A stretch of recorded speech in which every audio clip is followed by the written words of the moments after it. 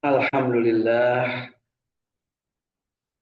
sudah kita selesai baca dari mulai ayat 51 sampai dengan ayat ke 75 surat Al-Mu'minun. Ya, dan mudah-mudahan bacaan kita yang baiknya, yang benarnya diterima oleh Allah Subhanahu wa taala sebagai amal soleh, dan yang salahnya kita bermohon diberikan kesempatan untuk memperbaiki kesalahan dan dosa kita diampuni, dan kita diberikan kesempatan dan kekuatan untuk terus-terusan memperbaiki kualitas amalan dari bacaan Al-Quran kita. Mari selanjutnya, setelahnya kita membaca, kita lanjutkan dengan membaca tafsir, terjemah tafsir Ibnu Katsir dalam bahasa Indonesia mulai ayat ke-57. Hai para rasul, makanlah dari makanan yang baik-baik dan kerjakanlah amal yang soleh. Sesungguhnya aku, kata Allah, maha mengetahui apa yang kamu kerjakan. Sesungguhnya agama Tauhid ini adalah agama kamu semua, agama yang satu, dan aku adalah Tuhanmu, maka bertakwalah kepada aku. Jadi pengertiannya di sini bahwa Allah Subhanahu wa taala menurunkan agama itu hanya satu, yaitu agama Islam.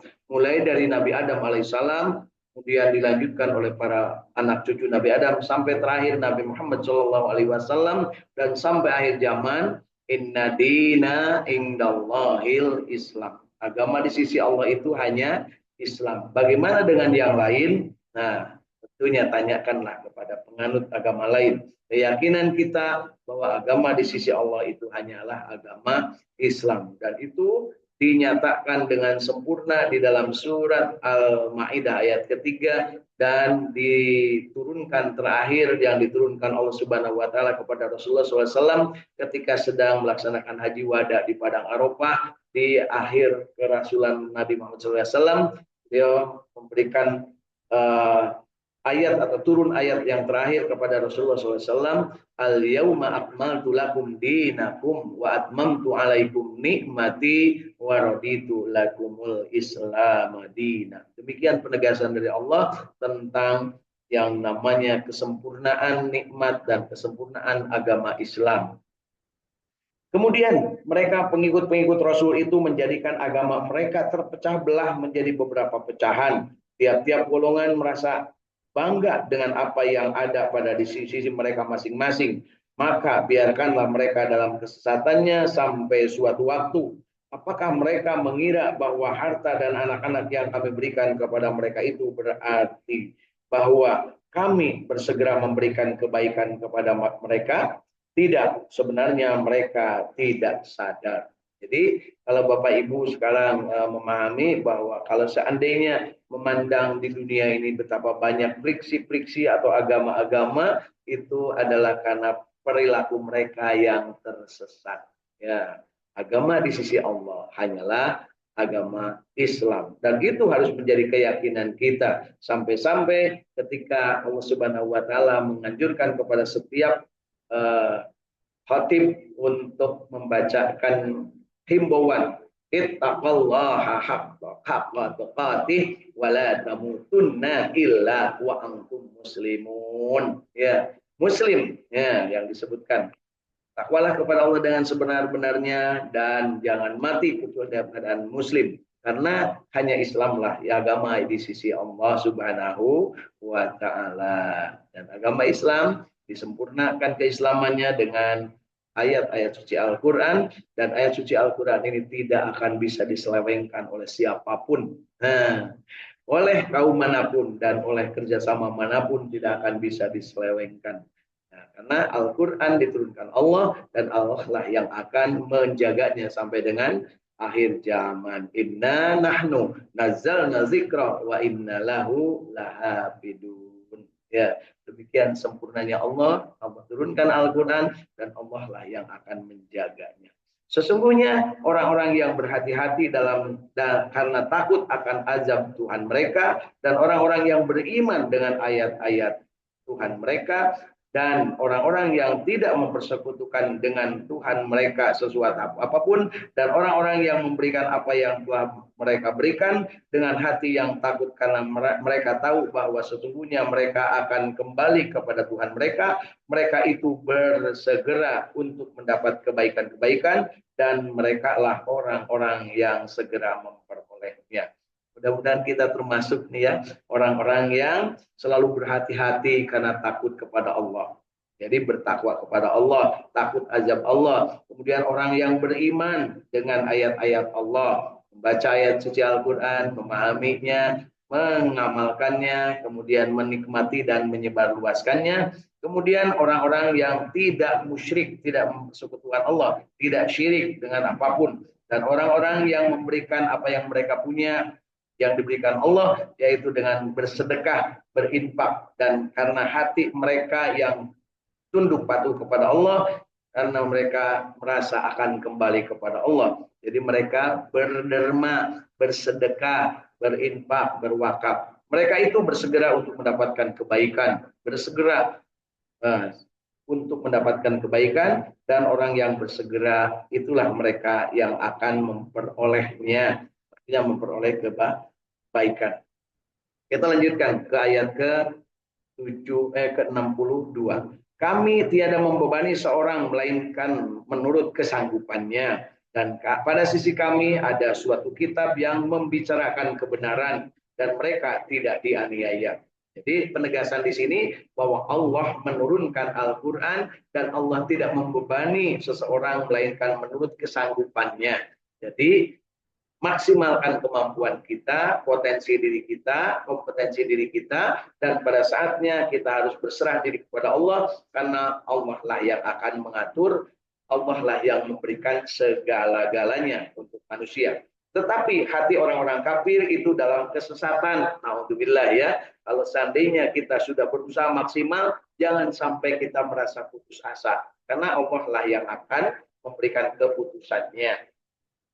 Tetapi hati orang-orang kafir itu dalam kesesatan dari memahami kenyataan ini. Dan mereka banyak mengerjakan perbuatan-perbuatan buruk selain dari itu. Mereka tetap mengerjakannya. Hingga apabila kami timpakan azab kepada orang-orang yang hidup mewah di antara mereka, dengan serta mereka memekik minta tolong. Ya, ini yang terjadi, jangan sampai seperti itu. Janganlah kamu memekik minta tolong pada hari ini, sesungguhnya kamu tidak akan mendapat pertolongan dari kami. Ini penegasannya. Jadi orang yang kafir ketika meminta pertolongan dan bertobat tetapi sudah terlambat, terlambat tepatnya, artinya sudah mati baru ingat, baru eling, maka tidak akan ada yang bisa memberikan pertolongan. Sesungguhnya ayat-ayat Al-Quran selalu dibacakan kepadamu sekalian, maka kamu sekalian berpaling ke belakang. Jadi Al-Quran sering dibacakan, sering mendengar Al-Quran, ya, sering mendapatkan himbauan, tetapi tidak memperdulikannya. Nauzubillah. Dengan menyombongkan diri terhadap Al-Quran ini dan mengucapkan perkataan-perkataan keji terhadapnya di waktu kamu bercakap-cakap di malam hari. Jadi mereka itu di siang ketika mendengarkan Al-Quran, di malam harinya itu bahkan sombong, menghina, mengejek, bahkan mungkin membuli dari orang-orang yang meyakini Al-Quran. Jangan lupa, harus kita ingatkan, sampai dengan saat ini kejadian itu tetap terjadi. Mereka tidak langsung melecehkan, tetapi mereka tidak mau mendengar. Bodoh baik, ya, tidak mau mendengar atau mereka melecehkan, sama saja. Ya, bagi Allah itu adalah merupakan pendustaan terhadap firman-firman Allah. Maka apakah mereka tidak memperhatikan perkataan kami, atau apakah telah datang kepada mereka apa yang tidak pernah datang kepada nenek moyang mereka dahulu? Ataukah mereka tidak mengenal Rasul mereka, karena itu mereka memungkirinya? Atau apakah patut mereka berkata, padanya Nabi Muhammad ada penyakit gila? Sebenarnya dia telah membawa kebenaran kepada mereka dan kebanyakan mereka benci kepada kebenaran. Jadi kenapa orang-orang kafirin Quraisy, kafirin jahiliyah itu tidak mau mengikuti ajaran Nabi Muhammad, padahal mereka kenal baik dengan Nabi Muhammad, bahkan mendapat gelar Al-Amin, manusia yang paling dipercaya, tapi mereka tidak mau. Ya, itulah aslinya seperti itu. Andai kata kemudian itu menuruti hawa nafsu mereka, pasti binasalah langit dan bumi dan semua yang ada di dalamnya. Sebenarnya kami telah mendatangkan kepada mereka kebanggaan mereka, tetapi mereka berpaling dari kebanggaan itu. Atau kamu meminta upah kepada mereka, maka upah dari Tuhanmu adalah lebih baik, dan Dia adalah pemberi rizki yang paling baik. Dan sesungguhnya kamu benar-benar menyeru kepada jalan yang lurus, dan sesungguhnya orang-orang yang tidak beriman kepada negeri akhirat benar-benar menyimpang dari jalan yang lurus itu. Jadi orang yang tidak percaya kepada akhirat, tidak percaya kepada hari pembalasan, tidak percaya kepada kenyataan bahwa nanti pada saatnya akan dihidupkan kembali dan diminta pertanggungjawaban. Nah, pada saat itulah manusia tidak mau mempedulikan dan tidak mau beriman, maka mereka dalam keadaan yang tersesat dan menyimpang dari jalan yang lurus. Andai kata mereka kami balas kasihani dan kami lenyapkan kemudorotan yang mereka alami, benar-benar mereka akan terus-menerus terombang-ambing dalam keterlaluan atau kesesatan mereka. Masya Allah. Jadi dalam hal ini orang-orang kafirin Quraisy saking mereka tidak mau mendengar kebenaran, tidak mau mengikuti kebenaran, mereka ini sampai-sampai menuduh kepada Rasulullah adalah gila. Padahal Rasulullah adalah orang yang sangat terpercaya, orang yang selalu dalam keadaan berbuat adil, jujur, baik, dan benar. Nah, mereka malah melecehkannya. Jadi bahkan mereka tidak mengikutinya. Jadi di akhir dari ayat ke-75 ini disebutkan andai kata mereka kami belas kasihani. Jadi orang-orang kafirin Quraisy ini dibiarkan dalam keadaan tersesat gitu ya. Dia dibiarkan dalam keadaan tersesat, kemudian nanti akan dikasihani. Nah, dan kemudorotannya mereka dilenyapkan dari mereka, maka mereka benar-benar tetap akan terus-terusan terombang-ambing. Ya, jadi artinya meskipun sudah mendapatkan nikmat, sudah mendapatkan kebaikan-kebaikan di istilahnya di sopanan, ya, kemudian diberi hati oleh Kangjeng Nabi, tetapi oleh Allah Subhanahu Wa Taala sudah ditetapkan bahwa mereka akan tetap dalam keadaan terombang-ambing. Artinya akan ada dalam keadaan tersesat.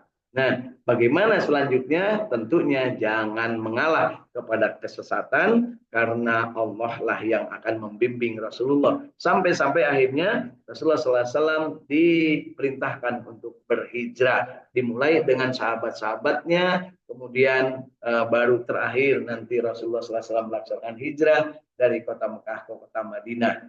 Hal ini bukan mengalah, hal ini juga bukan dalam rangka istilahnya itu tidak mau melawan, tetapi ini adalah merupakan pemberian kesempatan dari Allah Subhanahu wa taala kepada manusia untuk menyaksikan betapa dalam perjuangan ini dibutuhkan strategi-strategi. Kalau seandainya dalam suatu tempat tidak sesuai, tidak cocok, maka tinggalkan. Dan ketika di saat yang bersamaan sambil terus berikhtiar, insya Allah akan mendapatkan keberhasilan. Begitu ya, di jalan Allah tentunya. Dan kita melihat buktinya bahwa idza jaa nasrullahi wal fath wa ra'aitan nasa yadkhuluna fi dinillahi afwaja fasabbih bihamdi rabbika wastaghfir innahu kana tawwab.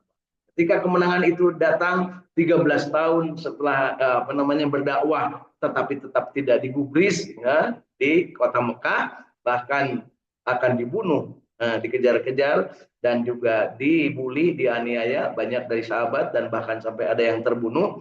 Nah, kemudian setelah 13 tahun itu kemudian oleh Allah diperintahkan untuk berhijrah ke kota Madinah, dan selama 10 tahun dari kota Madinah mengembangkan ajaran agama Islam. Kemudian di tahun ke-23-nya atau setelahnya berjuang 10 tahun itu di kota Madinah dan 13 tahun di kota Mekah, akhirnya kota Mekah kemudian kembali ke pangkuan Rasulullah, artinya diberikan kemenangan, kemudian seluruh penduduk Mekah memeluk agama Islam. Konon kabarnya hanya satu orang yang tidak mau memeluk agama Islam, yaitu yang membunuh Sayyidina menjadi aktor intelektual pembunuh Sayyidina Hamzah dan yang memakan jantung Sayyidina Hamzah radhiyallahu an, yaitu Hindun, istrinya dari Abu Sufyan. Ya, mudah-mudahan dari kisah dan juga dari yang sudah kita baca pada pagi hari ini, kita akan mendapatkan kesempatan untuk memahami secara benar ajaran agama Islam. Kemudian kita juga sedikit demi sedikit mencoba mengamalkan apa yang menjadi anjuran, apa yang menjadi petunjuknya, dari mulai bertakwa, takut kepada Allah, kemudian beriman, kemudian dia melaksanakan kebaikan, kemudian bersedekah, kemudian dia tetap berbuat baik ya dalam kehidupan dunia dan selalu menebar kebaikan. Maka pada saatnya kita tanya pada diri kita, di manakah posisi kita? Apakah kita raditu billahi robba wa bil islami dina wa bi muhammadin nabiyya wa rasulah sallallahu alaihi wasallam, dan apakah kita tetap Rabbi zidni ilma warzuqni fahma? Yuk kita tanya pada diri sendiri, jangan tanya kepada tetangga, jangan bertanya kepada orang lain, karena yang akan bisa jawab hanyalah diri sendiri. Mudah-mudahan bermanfaat. Yuk kita sama-sama akhiri dengan bersama-sama berdoa, bersama-sama mengakhirinya dalam keadaan yang terbaik dengan doa akhir majelis. A'udzubillahi minasyaitonirrajim. Bismillahirrahmanirrahim. Rabbana atina fid dunya hasanah wa fil akhirati hasanah wa qina adzabannar. Subhana rabbika rabbil izzati amma yasifun. Wassalamun alal mursalin walhamdulillahi rabbil alamin. Subhanakallahumma wa bihamdika asyhadu an la ilaha illa anta astaghfiruka wa atubu ilaik. Assalamualaikum warahmatullahi wabarakatuh. Selamat menunaikan ibadah sholat isyraq dan juga sholat duha awal. Insyaallah. Amin ya Allah ya rabbal alamin.